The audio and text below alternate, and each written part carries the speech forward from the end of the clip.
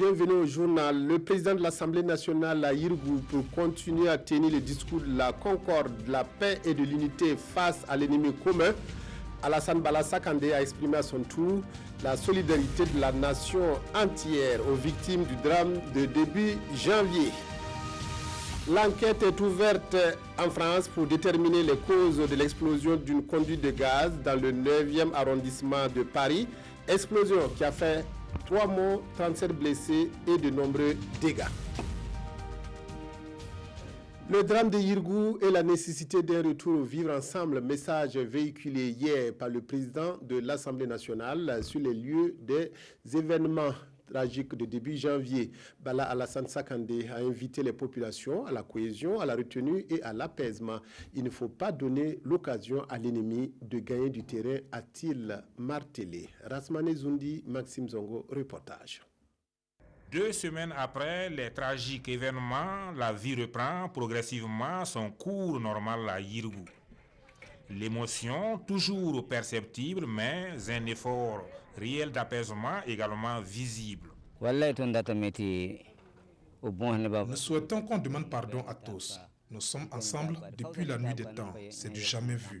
Nous espérons que Dieu va trouver la solution pour apaiser la situation, que les autorités se donnent la main pour éteindre l'affaire afin de nous permettre de revivre ensemble dans la cohésion. C'est dans ce climat que Bala Kandé est allé exprimer sa compassion ainsi que celle de la représentation nationale aux populations de la localité. Ce qui s'est passé à Yirgou ici est quelque chose qui n'affecte pas uniquement les populations de Yirgou, mais qui affecte les Burkinabés dans leur ensemble. Et nous, en tant qu'élus de la nation, nous ne pouvons pas rester à Ouaga, observer de loin, écouter les médias, sans effectuer ce déplacement-là, afin de venir voir de visu ce qui s'est passé et d'apporter aussi notre compassion aux populations qui ont été victimes. Là, c'est un message d'apaisement et venir également apporter notre compassion et souhaiter un prompt rétablissement aux blessés. Après Yirgou, le président de l'Assemblée nationale s'est rendu à Barsalago, le chef-lieu de la commune, où sont concentrés la plupart des réfugiés. Au nom de la représentation nationale, Bala Kandé a remis 100 tonnes de vivres et une somme de 5 millions de francs CFA aux sinistrés. Là-bas également, il a invité la population à garder son calme car ils ont le soutien total du peuple burkinabé qui fera tout pour garantir sa sécurité. Solidarité aussi des artistes et musiciens burkinabés qui se sont succédés hier soir sur la scène du Sénaza. Une soirée de solidarité envers les victimes de Yirgou, mais surtout un cri de cœur contre toutes sortes de violences intercommunautaires. La soirée qui a rassemblé une dizaine d'artistes a permis de réunir plus d'1 million de francs CFA et des dons en nature au profit des populations déplacées. Lassina Ouattara, Aruna Mari.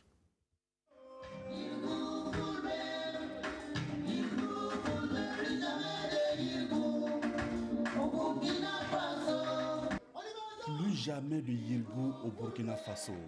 Ces artistes unissent ici leur voix devant ce public pour dire non à la stigmatisation et aux affrontements intercommunautaires. Éprouvé par le drame de Yirgou et contre vents et marées, le Burkina Faso restera toujours debout pour surmonter les germes de la division. C'est le message en cette nuit de solidarité voulu par le collectif des acteurs culturels burkinabés. Résultat, plus d'1 120 000 francs CFA récoltés et bien d'autres dons en nature. Le message principal qu'on est venu passer, c'est que le peuple burkinabé doit rester lui-même soudé dans l'unité, dans la paix, dans la cohésion sociale pour le développement de notre pays. Un geste symbolique, mais qui traduit un message fort pour dire à tous « Je suis Yirgou ».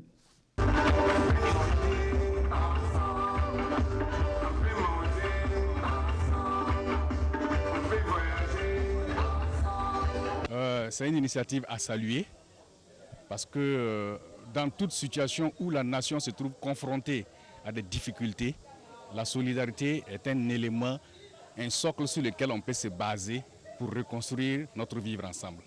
Ce soir, ils sont plus d'une dizaine d'artistes musiciens mobilisés pour cette cause. Une autre nuit de solidarité est prévue le 19 janvier prochain à Bobo de Lasso, selon les organisateurs.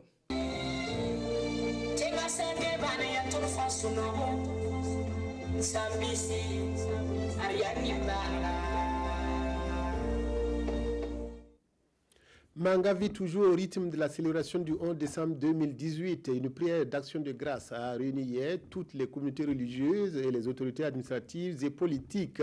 Une prière en guise de remerciement pour la réussite de l'événement que la région a abrité il y a plus d'un mois. Une occasion aussi pour lancer un message à l'union des fils et filles afin de réussir le développement du centre-sud. Souleymane Sanou, Moumouni Soubega.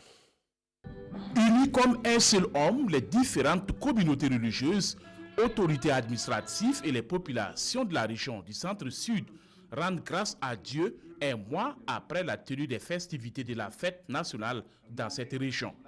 Tour à tour, les communautés musulmanes, catholiques, protestantes et coutumières ont prié ici à la place de la nation de Manga pour dire merci à Dieu pour avoir béni l'organisation du 11 décembre dans leur région. Avant la fête, nous avons exaucé par nos prières qu'il nous garde et que tout le monde vienne en bonne santé et reparte en bonne santé. Ça a été le cas. La Bible même dit qu'il ne faut pas être ingrat, ce que le Seigneur a fait. C'est pour cela que nous sommes là ce matin, pour dire merci à Dieu des créateurs, le Dieu de l'univers. Comme nous l'avons demandé de nous aider à ce que nous puissions donc réaliser, atteindre cet objectif. L'objectif a été atteint. Il y va de soi donc que nous fassions un retour. Tous s'accordent à reconnaître que l'organisation de la fête nationale à Manga a connu un succès total.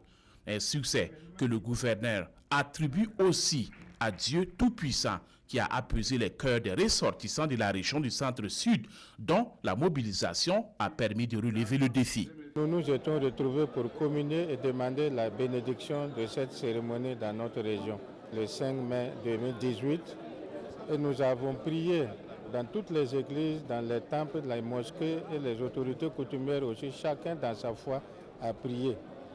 Et nos vœux et nos prières ont été exaucés. L'ensemble des 3 provinces est mobilisé et je pense que c'est ça qui me réjouit ce matin. Dans leurs prières, les communautés religieuses et coutumières ont également imploré le Tout-Puissant pour la paix et la sécurité au Burkina Faso. Avant de commencer la prière, le gouverneur de la région a sollicité 1 minute de silence en la mémoire des victimes des attaques terroristes. Il a aussi invité tous les habitants de la région du centre-sud à demeurer unis pour le développement de leur région.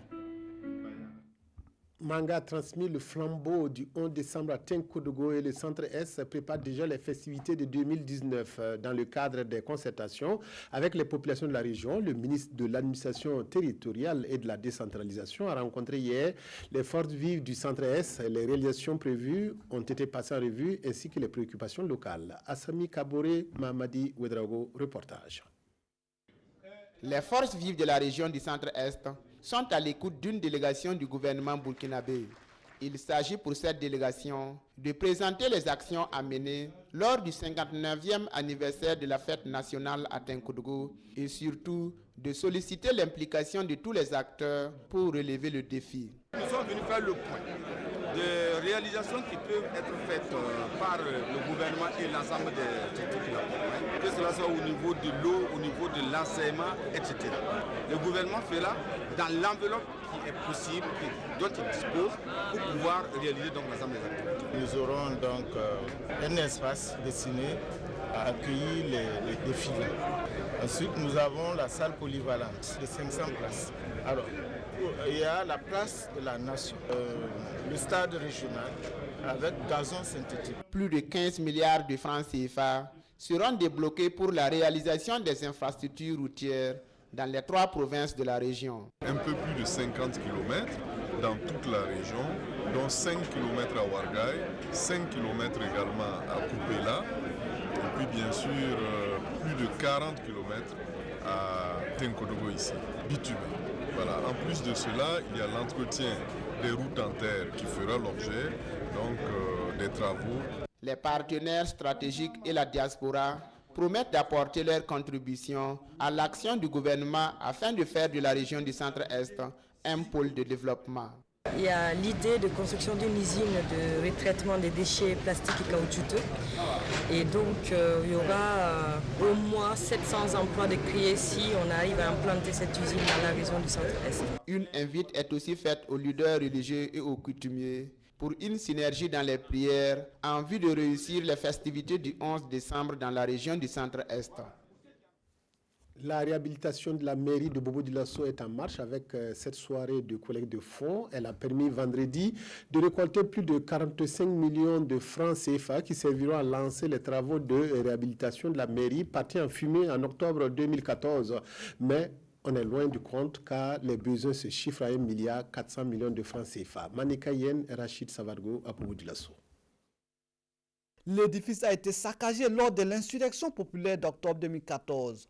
Aujourd'hui, la commune de Bobo-Dioulasso veut le réhabiliter.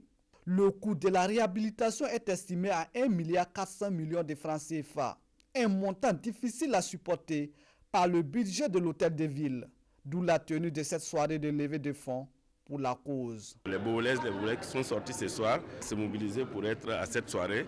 Alors ça, c'est ma grande satisfaction. Ma satisfaction se trouve effectivement, comme je l'ai dit, dans la signification de cet acte. À savoir que c'est une sensibilisation à l'endroit des Bobolaises et des Bobolais pour dire que, quelle que soit la situation, effectivement, il ne faudrait pas qu'on passe en tout cas à la destruction des biens publics. Et nous disons merci et félicitations et courage au comité de réhabilitation. Cette soirée est le début d'une série de mobilisations des fonds. Elle a permis de récolter la somme de 45 888 000 francs CFA. Tout au long de l'année, nous allons continuer à mobiliser les ressources pour pouvoir continuer le boulot. Il y a une inscription budgétaire d'1 milliard. Cela permet quand même de lancer 2 gros lots. J'ai tellement assisté des événements heureux dans cette mairie que quand je passe et que je la vois détruite comme ça me fait mal au cœur. Je lance un appel à tous les fils de Bobo-Dioulasso, qu'ils soient à Bobo ou hors du Burkina Faso, de faire vraiment un effort pour qu'ensemble on puisse réhabiliter cette mairie qui fait la fierté de nous tous. Des représentants de plusieurs sociétés installées dans la ville de Sia ont aussi pris l'engagement d'apporter leur contribution pour la réhabilitation de l'hôtel de ville. Un collectif constitué de 70 artistes apporte également son soutien au comité à travers un album de 11 titres. Le début du chantier est prévu pour février 2019 et la fin janvier 2020, soit 12 mois de travaux.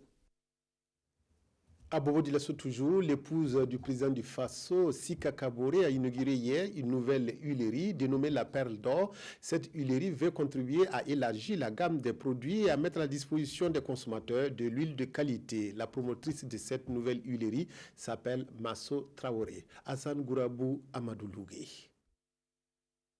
Coupure du ruban sous des acclamations bien nourries, suivi de la visite des différents compartiments de cette unité de production d'huile à Bobo-Dioulasso.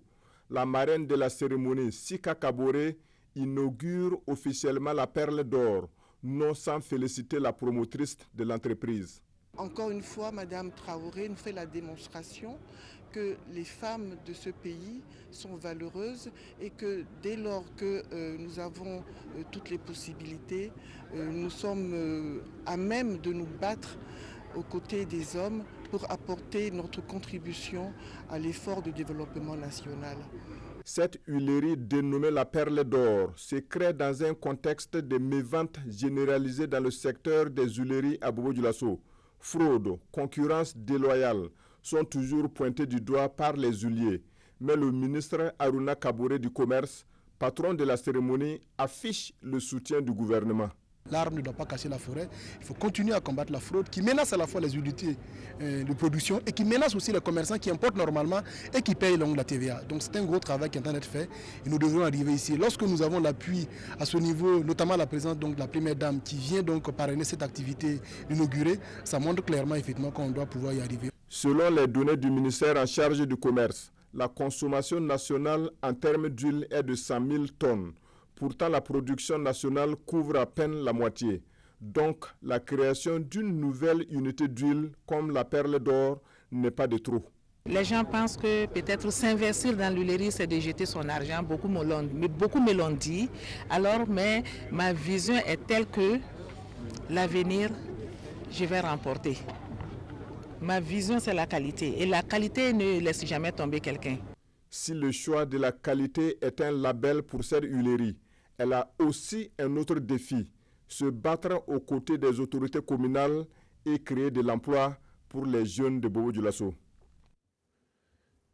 De l'huile pour préparer du haricot vert en abondance actuellement, une abondance qui fait les affaires des consommateurs. Un contraste avec la détresse des producteurs qui font grise mine face à la mévente de leur production. La faute à un manque de moyens de conservation, mais pas seulement. Il faut y ajouter le problème d'exportation du haricot vert burkinabé. Bref, pour mieux comprendre la situation, Siedi Larienne et Ruth Bini Ouattara se sont rendus à Kongoussi dans le BAM. Du haricot vert à perte de vue. Une portion de terre d'un demi-hectare qu'exploite Bonaventure Sawadogo depuis 25 ans. La culture de ce légume, c'est toute sa vie et le moyen de subsistance de sa famille. Je suis là depuis 25 ans pour nourrir ma famille et puis payer les scolarités de mes enfants. Les fruits ne devraient pourtant pas cacher la dureté de la tâche. Chaque planche, lui, peut dépenser à 17 500 ou à 20 000 francs. Mais si ça a bien donné, il peut récolter au moins 200 kilos ou 250 kilos. Les plants de haricots ne s'épanouissent qu'en période de fraîcheur et ne supportent ni la pluie et encore moins la chaleur. 50 jours sont nécessaires à leur maturation. Le haricot vert produit 2 fois dans l'année.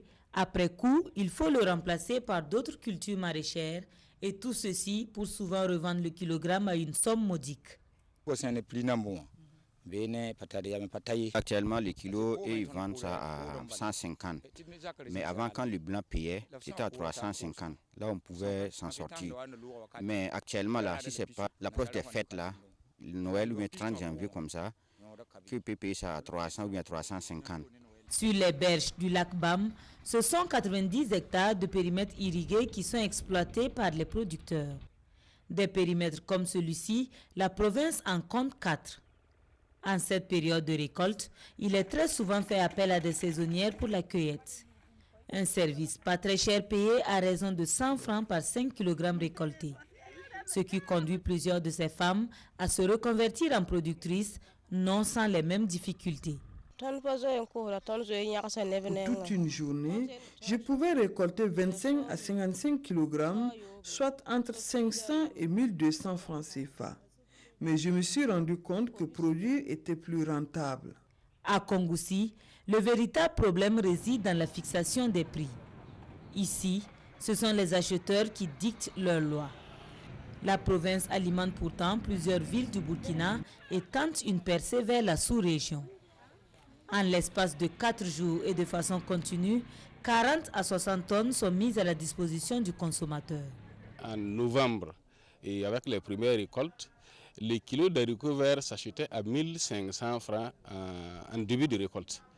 1 kg d'haricots verts, ça on l'a vendu à Borchamp à 1500 francs le kilo. Et en décembre, on était autour de 700, 600. Et juste avant les fêtes, on était à 300 francs le kilogramme. Et je peux vous assurer que le 5 janvier dernier, les mêmes kilogrammes d'haricots verts ont été achetés à 75 francs le kilo à Kongoussi. La fédération a négocié un crédit de plus de 35 millions pour payer des intrants aux producteurs. Et en début de campagne, ça a été fait, il n'y a pas eu de problème. Et maintenant, nous avons des problèmes pour recouvrer cet argent-là. Sur le marché, le kilogramme acheté à 150 francs est revendu à 200 francs pour une clientèle qui se fait rare, sinon inexistante. C'est d'ailleurs l'argument avancé par les vendeuses pour justifier le dictat des prix aux producteurs. Ah, ils ne peuvent pas rentabiliser et nous non plus. Même à 150 francs, ça ne s'achète pas et souvent on est obligé de faire sécher. Il n'y a pas de marché, nous pleurons avec eux. Souvent même, nous n'arrivons pas à vendre et on fait le séchage. Dans cette situation difficile, les producteurs voient une note d'espérance dans l'ouverture prochaine d'un nouveau comptoir de vente. Dans ce cadre-là, on a prévu de créer des comités au niveau du comptoir. En fait, c'est un comité de gestion et un comité de suivi de ce comptoir-là. C'est-à-dire qu'à partir de là, nous pourrons même suivre les prix au niveau national et voir comment est-ce qu'on peut régler au niveau de notre localité aussi. Cela n'est pas suffisant et ils en appellent à l'intervention de l'État. crois que même le marché sous-régional peut faire notre affaire. L'État peut encore faire quelque chose. Même avec des simples conteneurs. Bon, c'est un système pour stocker les haricots verts. Avec le haricot vert, rien ne se perd, les plants jugés inutiles servant d'aliments pour bétail. La filière gagnerait à être soutenue au regard des pertes enregistrées pour l'économie par manque de moyens de conservation et de débouchés. L'explosion d'une conduite de gaz dans le 9e arrondissement de Paris a fait, selon un dernier bilan, 3 morts. Il s'agit de 2 sapeurs-pompiers et d'une touriste espagnole. On dénombre aussi une trentaine de blessés. L'explosion d'une rare violence a soufflé des bâtiments et calciné des véhicules stationnés dans la rue. Des blessés évacués en urgence, des scènes de chaos et des pompiers dépassés. Une explosion d'une rare violence a semé la mort en plein Paris. Au moins 3 personnes sont décédées, 2 pompiers et une ressortissante espagnole, d'après les autorités du pays. Une dizaine de personnes sont dans un état grave, 37 autres plus légèrement blessés. J'ai entendu une grosse explosion et ensuite j'ai ressenti un grand souffle. Il y avait beaucoup de fumée noire, du verre brisé. J'ai juste eu le temps de descendre et de me couvrir pour protéger ma tête. L'explosion s'est produite rue de Trévise dans le 9e arrondissement, dans un immeuble abritant une boulangerie et un restaurant au rez-de-chaussée. Des pompiers alertés pour une fuite de gaz se trouvaient sur place et étaient en train d'évacuer l'immeuble quand la déflagration a eu lieu. À ce stade, nous pouvons dire qu'il s'agit manifestement d'une origine accidentelle. Ce serait une fuite de gaz. Il faut rester prudent puisque les investigations sont justement destinées à déterminer l'origine précise de ce dramatique incendie, de cette explosion. L'enquête a été confiée à la direction régionale de la police judiciaire. Signe de la force de l'explosion, l'onde de choc a été ressentie dans les 4 rues adjacentes.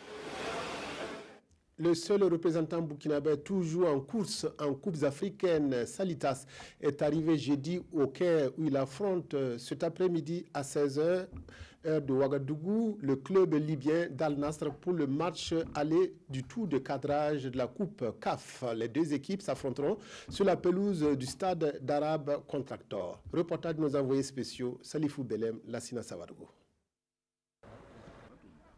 C'est ici, sur les installations de l'équipe de Arabe Contractor d'Égypte, que ce dimanche, sous le coup de 18h, lorsqu'il sera 16h du côté de Ouagadougou, l'équipe de Salitas affrontera celle de Al Nasr de Benghazi dans la phase aller de tour de cadrage de la Coupe de la Confédération. Une pluie de contact sur cette pelouse. On a bien vu cette équipe de Salitas déjà en jambes, disposée, disponible dans l'effort pour essayer déjà de faire un résultat ici. L'équipe de Salitas ne va pas déroger à sa règle. Elle va continuer dans son système, le 4-2-3-1 concocté par le duo Ladji Koulibaly, Abbas Ouedraogo. Du côté de Al Nasr, on nous annonce aussi une équipe très joueuse qui aime jouer derrière donc les défenses. Il va falloir être vigilant pour cette défense de Salitas. Faire un résultat ici du côté du Caire, c'est là déjà de ne pas prendre de but. C'est très important pour cette équipe de Salitas. Et rééditer pourquoi pas l'exploit de Port Saïd avec Al Nasri et puis essayer du côté de Ouagadougou donc de terminer le boulot. En tout cas, 1 heure d'entraînement ici qui a montré surtout cette qualité, cette capacité de cette équipe de Salitas à vouloir encore remonter d'un cran. Salitas Al Nasr acte 1, c'est ce dimanche sous le coup des 18h ici au Caire, 16h à Ouagadougou. Et bonne chance à Salitas pour cette confrontation. C'est sur cette information sportive que se referme votre journal. Merci de l'avoir suivi. Excellent après-midi à toutes et à tous.